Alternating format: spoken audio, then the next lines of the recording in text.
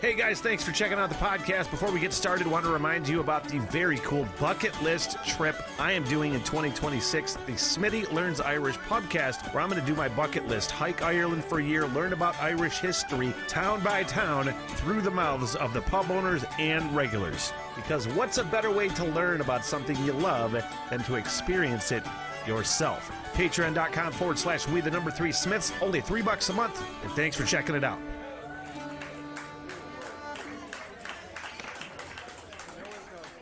One, two, three, one. 1, 2, 3, 1, 2, 3. 1, 2, 3, 4.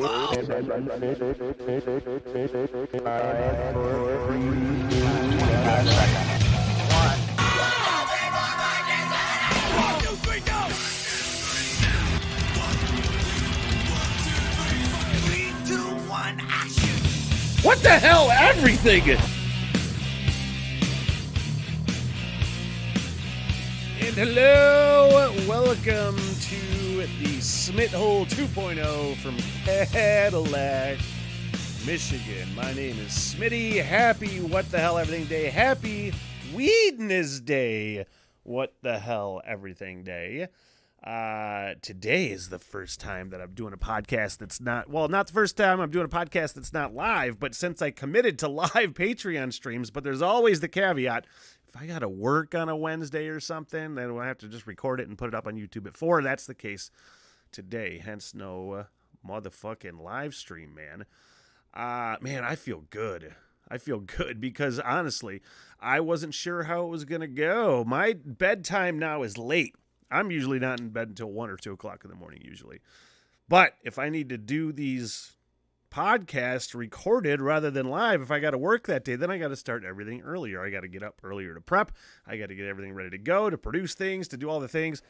And I was like, man, I've turned into like not a good morning guy, really at all, since I gave up the morning show.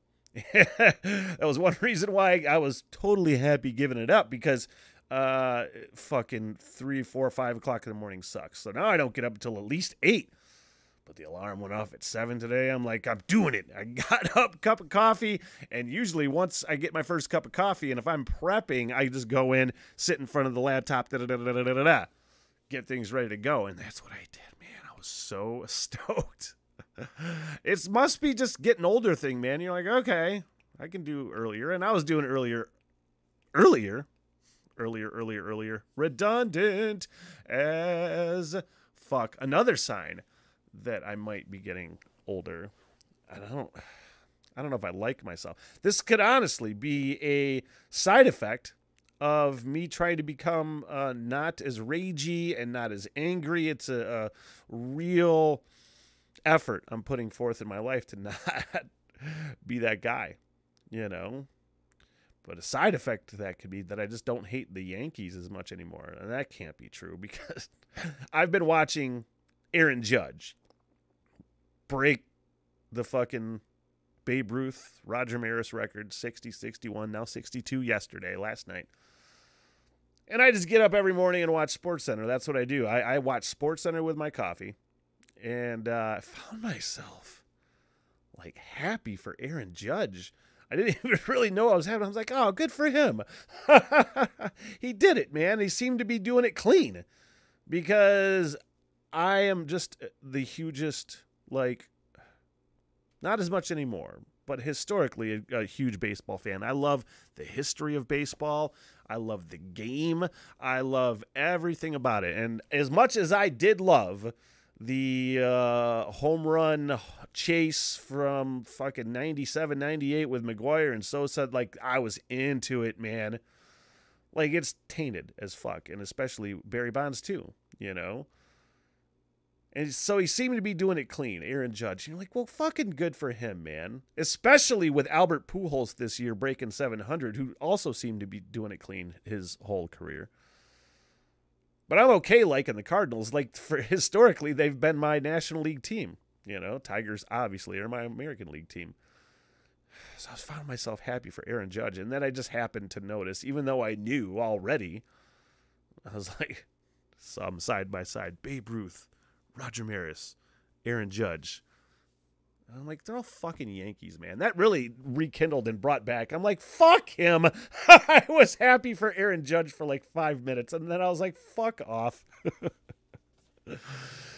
That's how you got to be if you're going to be a serious sports fan. I'm not even a serious sports fan. Serious sports fan. I'm not even a serious sports fan anymore. More passing, even though I have SportsCenter on all the time, and I'm a diehard Lions fan. I don't follow as much as I used to. You know what also I don't follow as much as I used to? And I can't fucking believe I'm at this point in my life. I might be over Star Wars, you guys.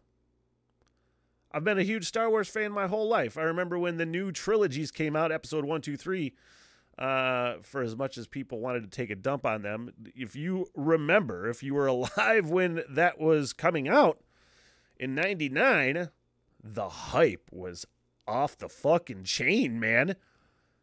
You know, and I watched that first prequel, episode 1, in the movie theater in Camp Greaves, Korea, with probably 200 or 300 other infantrymen.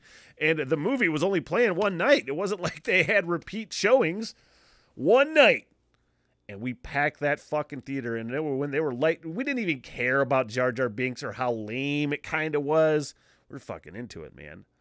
So my whole life, a giant Star Wars fan. And even like the new stuff, although admittedly I've never been into Clone Wars, I never got into like the cartoons. I've kind of just, I tried to get into it and I just couldn't make myself fucking do it.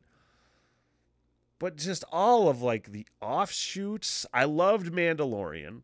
I started watching Book of Boba Fett and I saw a couple clips. I didn't start to watch it and I'm like, well, this is kind of fucking, it's kind of lame. Seemed lame and I haven't picked it up yet. Then I watched Obi-Wan. Spoiler alert. I'm going to mention a few things about Obi-Wan. And I was kind of stoked for it, but and I told friends, I'm like, look, the lore between Obi-Wan and Darth Vader, you'd set it up to make it seem like they hadn't met since he put him in fucking armless and legless in the what was the volcano planet? I can't remember off the top of my head. You left him on fire, you know? You hadn't seen him since then, you know? Now I am the master. I mean, that whole thing in episode 4, they hadn't seen each other in fucking how long? And the story, the Obi-Wan story, just added so much like unacceptable lore to it. And I'm like, wait a fucking second. You mean he burned Obi-Wan similarly, and they had all these meetings and chance things. And the fact that he was like going around the galaxy, gallivanting, capturing young Princess Leia, who I'm not very supportive of, like the casting choice, because I thought she was a terrible actor. You know, I said it. Then the fact that they were just gallivanting. Remember in episode 4 when you see the Princess Leia hologram, you know, and she said something to the effect of years ago, you served my father in the Clone Wars. Now he begs for your help again.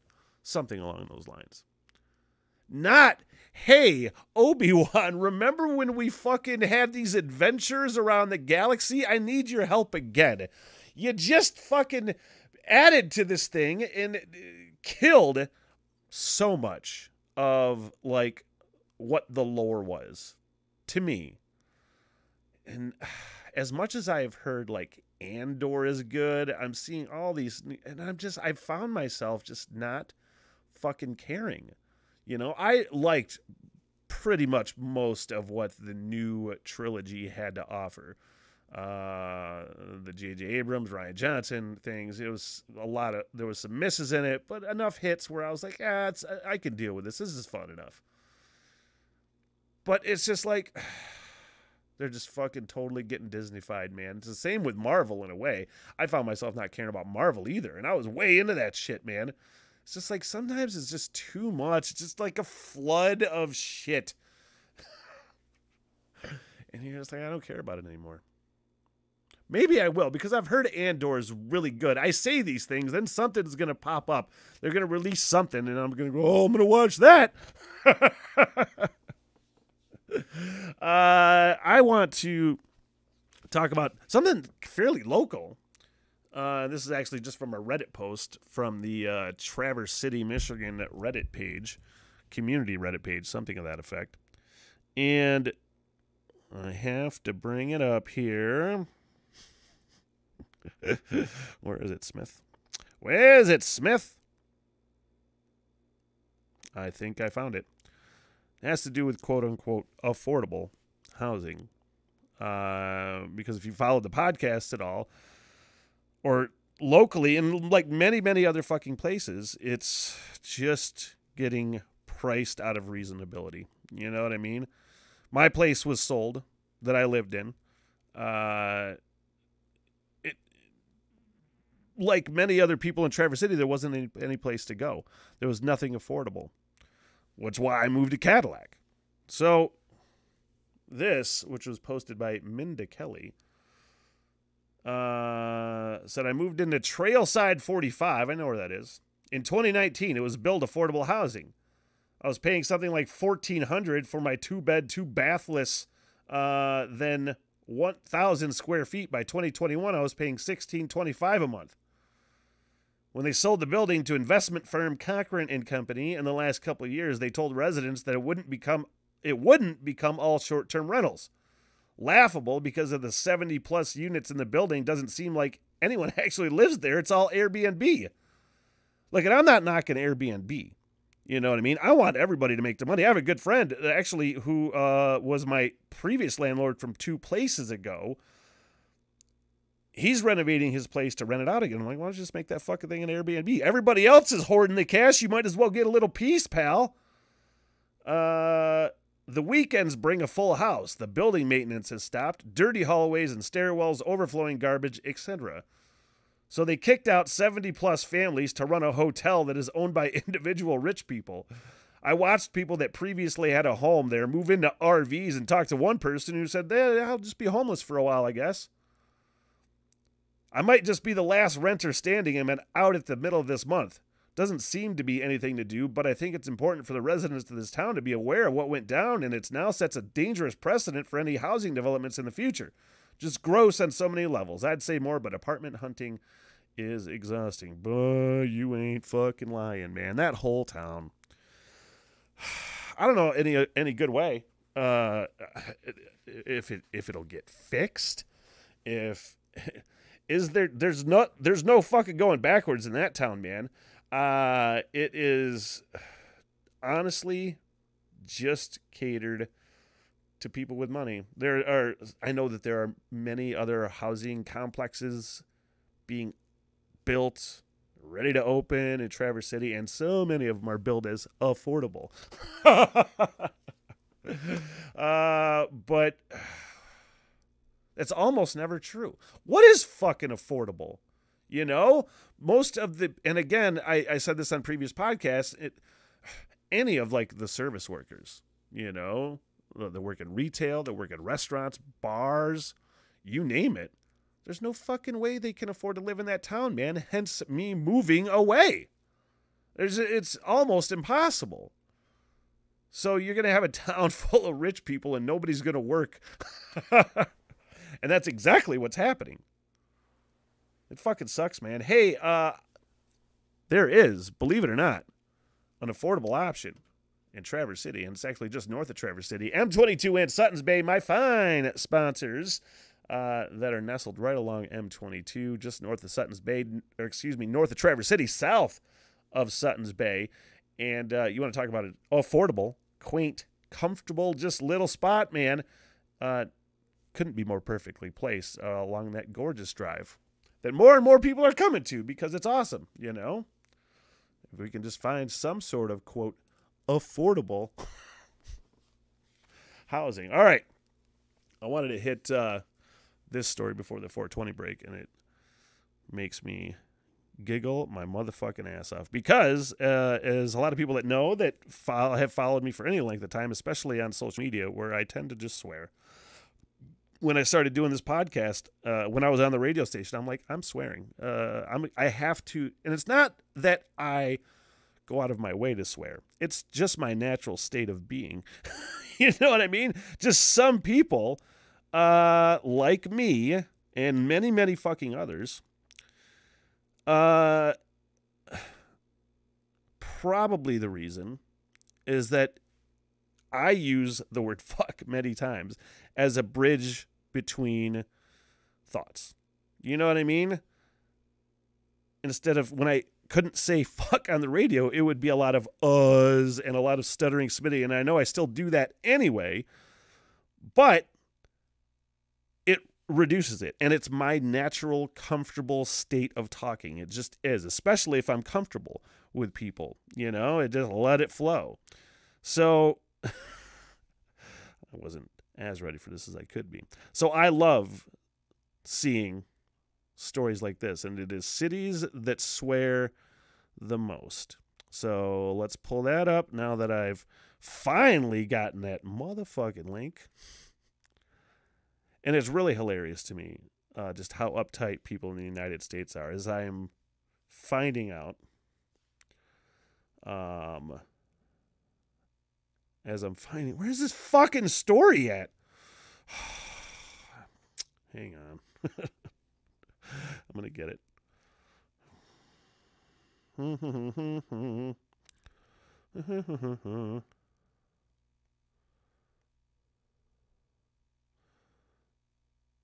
Man, thanks for bearing with me. You're like, I'm not bearing with you. I turned off this fucking podcast 5 minutes ago. There we go. I got it. I love how uptight people in the United States are about swearing. I'm finding out that like places like Ireland, there I'm going to go. And that's one reason why I feel like it's such a kindred place to me, because people just say fuck all the time, you know, and it's just a way of talking. So study the cities that swear the most in the U.S. Most cultures consider the use of profanity inappropriate, yet people commonly employ profanity as a way to use expressive language. We surveyed over 1,500 residents of 30 major U.S. cities to determine which cities swear most frequently. We asked them how often they swear, the situations they swear the most, and even the age they uttered their first swear word. Who knows? I can't remember what the first time I said fuck. So here's the U.S. cities that swear the most. Let's go with the Austin, Texas. Let's go with number 1. Okay, we'll go with Columbus, Ohio. What is it about Columbus that makes people swear? Probably because it's Columbus. Las Vegas, because duh. Jacksonville, Florida. Oklahoma City, Oklahoma. Dallas, Texas. Philadelphia. Indianapolis. San Francisco. Fort Worth, Texas. Louisville, Kentucky. Washington, D.C. Los Angeles, California. Austin, Texas. Now, the U.S. cities that swear the least. Number 1, Phoenix, Arizona. Portland, Oregon. Where's Salt Lake City in there? I figured all the Mormons would be that. They probably actually swear the most. Boston, Massachusetts. Sure. Fucking Boston? How's that possible? Some people are lying on this fucking poll, man. Milwaukee, Wisconsin. San Jose, California. New York City. El Paso, Texas. I call bullshit on this list. Detroit was next.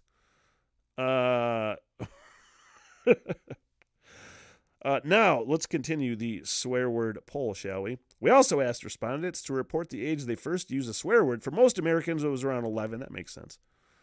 These are mostly just swear word statistics. 69% people, the situation's most likely to swear at work. 69% of people. In front of strangers, 67. Oh my God. At the dinner table, in front of elders, in front of kids. Oh my God. Or in front of their boss. It's usually when they're telling their boss to go fuck themselves. American swearing habits, blah, blah, blah, blah, blah. I've had to tell people on the podcast, why do you say fuck so much, Smitty? Because that's just the way I fucking talk. If you don't like it, you won't watch it. You know, I made the decision that once I was off radio, I'm fucking just going to say whatever I want, you know? Talk the way I'm most comfortable. That's the best way for me. Now, it actually, at the end of this, during the poll, favorite swear word substitutions. These are always really funny to me, and you have to, at some point, sometimes, use these words. But the funniest part of, like, substitute swear words is that people use them, but they want to say the real word fuck. You know, even people who claim they don't swear, when they go, oh, fudge, they want to say fuck. Just say fuck. Fudge, fudgesicle, shoot, frick or frickin', crap, dang, heck, darn it, holy cow, dang it, freaking, poop, fork, mother trucka, sugar, holy smokes. Holy smokes, you guys. Time for your 420 break.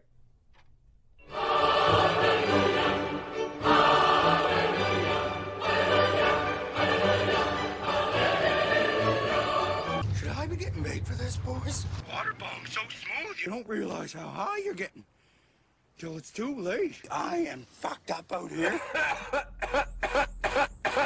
And your 420 break for Wednesday, October 5th, 2022. Far be it from me to judge, joke about, or otherwise criticize any fucking way that the Ukrainians are handling the invasion by Russia. But this story, as they say in the story, is designated to be humorous and lighthearted in a way. Now, who knows how serious the nuclear threat is that they're facing in Ukraine. They feel like they're under a nuclear threat. Who knows how fucking crazy that guy is. Seems like it's pretty crazy. But this fucking story from Vice. As countries across Europe review their radiation pill supplies, under the looming threat of a nuclear attack by Putin, Ukrainians have decided to respond with humor. A fucking orgy.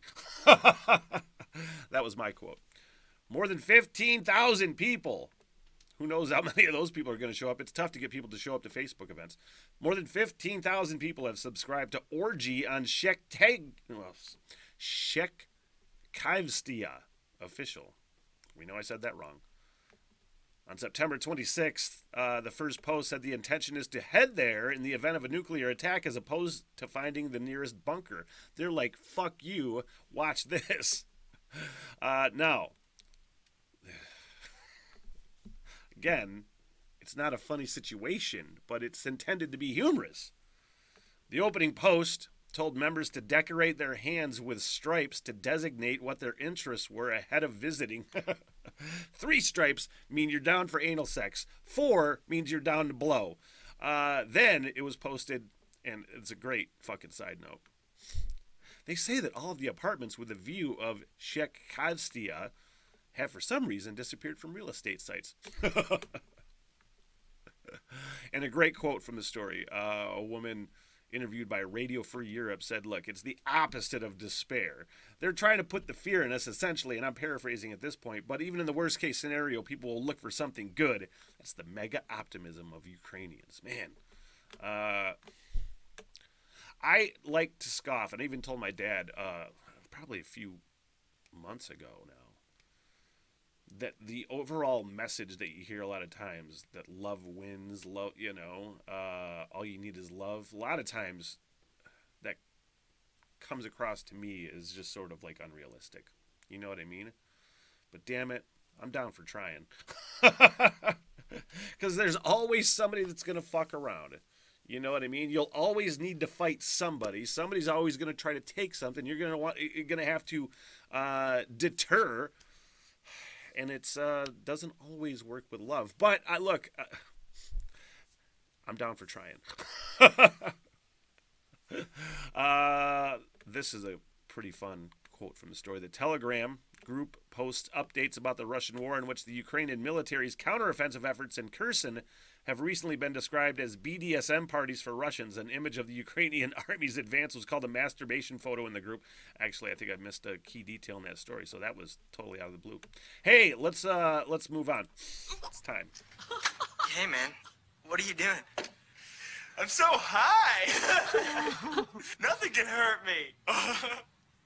No! Marijuana kills. I am a firm believer in the need for satire. You know, I feel like bad ideas need to be mocked. It's all relative to what you think a bad idea might be. To me, a lot of it is like, creationism, a lot of things that are just dumb. But mocking is the way, to me, to expose stupid shit, And there's nobody better than The Onion. And The Onion, actually, on a serious kind of note, I'm surprised it was shocking to find out that this was not an Onion headline, where The Onion is actually going to the Supreme Court. There was a story from 2026. There was a man by the name of Anthony Novak. He was arrested after he launched a Facebook page that mirrored the Parma, Ohio Police Department's official Facebook page. And they accused him of posting derogatory and inflammatory information under the guise of real officials from the police department, complete with fake job postings accompanied by notifications that the department discouraged minorities from applying. I've seen similar pages like that from this region in northern Michigan. Like I think there was a fake Facebook post from like the Muskegon police or the city of Muskegon or some things like that. But in this case, this person was arrested and he went to court, and the judge basically threw it out. So The Onion is actually taking this to the Supreme Court. Even though it was thrown out, they filed an amicus brief with the Supreme Court. Essentially, where's the quote? The Onion, this is from the brief, The Onion cannot stand idly by in the face of a ruling that threatens to disembowel a form of rhetoric that has existed for millennia. This is particularly potent in the realm of political debate, and that purely incidentally forms the basis of The Onion's writers' paychecks. Man, who knows what's going to happen with that Supreme Court now, I always try to be halfway fucking optimistic. Well, if it's like the law, if it's freedom of speech, it should be fairly transparent if it's going to the Supreme Court. But I don't think there's anything transparent with this whole fucking rigmarole anymore. Man, because there's so many instances, I feel like, that satire is not acceptable in so many fucking forms anymore. It's almost impossible to make fun of so many things that, we used to make fun of, and probably some of that is wokeness, which I'm down for a lot of the woke movement, for lack of a better term. But you just can't make fun of shit anymore, There's some instances, though, in some ways that it can thrive in ways like satire with The Onion, like stand-up comedy, even though that's kind of fucking getting pulled away. I don't know. I just wanted to talk about it, you guys. Next! Want to do a bong hit? This story from the Metro UK. Here's 2 new terms that I did not know existed as far as dating terms. We're getting into, apparently, the cuffing season. Now, I had always assumed that the word cuffing was used as a euphemism for masturbation. You cuff your carrot. I didn't make it up. I've just heard it. But apparently, for the uninitiated, cuffing season usually begins around October, and it's when single people search for short-term relationships to pass the time with during the colder months, when everybody just gets holed up and just, hey, this will be a relationship for just a couple months. Now, cuffing season, like I said, there's also it's a new cuffing season trend called winter coating. There's a dating app called Inner Circle. Winter coating happens when people get back in touch with old flames to land themselves an easy seasonal partner for the winter months. So many, landmines you gotta navigate, man. Dating app is the fucking worst. Dating is just the worst anyway. That's why I don't date, That's why I'm staying celibate for the foreseeable future. Because, fuck, man, I got too much shit to do. Plus, you gotta navigate shit like this. It's dumb. Next. Sample of the goods. $15. Can you spot me 10? I'll pay you like Tuesday and shit. We're getting there. We're getting to the self-driving vehicle point in our history, you guys. They're doing all the testing. You're like, I always hear about like, oh, self-driving cars. One was tested, one was this. Now they're actually testing a beer run, a self-driving beer truck that is driven over 220 miles a day, hauling over 1 million pounds of Modelo and Corona beer. Waymo Alphabet Incorporated started the test in April, and they've been driving the self-driving truck since April. With a test driver sitting, I don't know if he's in the driver's seat. I would only assume he's in the driver's seat. He's just chilling, though. Just sitting there chilling. And they're like, yeah, there hasn't been any harsh brake events, swerving events. So this company says, look, it's not in the early future that we're going to send these things out without test drivers just going, but it is in the not too far away future. So I don't know, man. It's going to go well until it doesn't. Like, there'll probably be a few hiccups, and then they'll have a good long run of, like, no accidents, and then something's going to happen. Like, Skynet takes over or something. And there's going to be so many people that are just like, they're taking our jobs. But do you know how many fucking truck driving, hiring advertisements there are? There's nobody driving the trucks. Somebody's got to get this shit there, man. And if there's got to be self-driving trucks, then that's okay. Lastly, in the hall.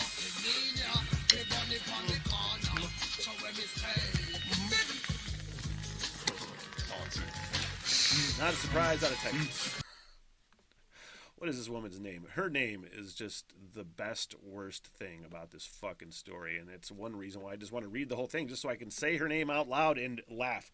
A Central Texas mother is warning parents about Hocus Pocus 2, the sequel to the cult Disney. Of course, they got to put the word cult in it.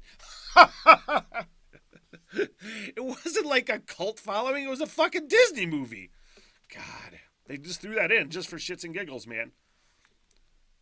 According to Jamie Gooch, a worst-case scenario is you unleash hell on your kids and in your home. The whole movie is based on witches having children for blood sacrifices. Pretty sure that's a good Texas accent. Gooch is turning heads with a viral post on social media and discussed her concerns about the new movie. Do not watch this film. Everybody thinks it's fake and innocent, but they could be casting any type of spell that they want to. Anything could be coming through that TV screen into your home. Fucking people, man. Like, honestly, let's just assume, for argument's sake, that you're correct. That that is actual witchcraft, and they could be casting some sort of spells. First of all, do you think the producers of Disney got somebody that actually knows how to cast spells to include it in the script? Because you write the script, you're just making fucking spells up. You're not actually looking at spell books. Second of all, I just love how the super moralists just got to tell everybody what's going on. It's like the worst neighbor in the world, you know? It's just the worst, nosiest fucking neighbor in the world. And you suck. And that's your 420 break. Eat some Doritos. Chill out. Get your ass back to work. Hey, old man. I got the fucking munchies real bad. How about you? Hey. Smoke weed every day. There you go. Now you feel better. And full transparency, I did not go out and smoke a bowl during the 420 break because I got to work later, and I am responsible. Hey, close to closing out the podcast. I want to thank you for checking it out. Remember, you're anywhere near Northern Michigan, you like trivia nights. Tuesday nights, I host trivia at Fresh Coast Beer Works in Traverse City, and big things coming with that trivia night, so maybe multiple bars at least in the region. You never know. Also, what else is coming up? Oh, yeah, you like the reaction video thing? More of those coming this week. I am pumping those out like crazy, too. And I am looking to add more content, even more content to the channel. We'll let you know what those are when I find out, because, man, I don't even know what I'm doing right now. Hey, have a good one, guys. Peace out, Loretta Lynn. So long, sucker. Good night, everybody! I am so sorry for everything that has happened. Bye-bye. Yeah, all right. I'll see you guys there. By the bar and get your face, huh? Get me paid, bitch! Sit, boo-boo, sit. Good dog. I love y'all very much! Peace out! Good night, ladies.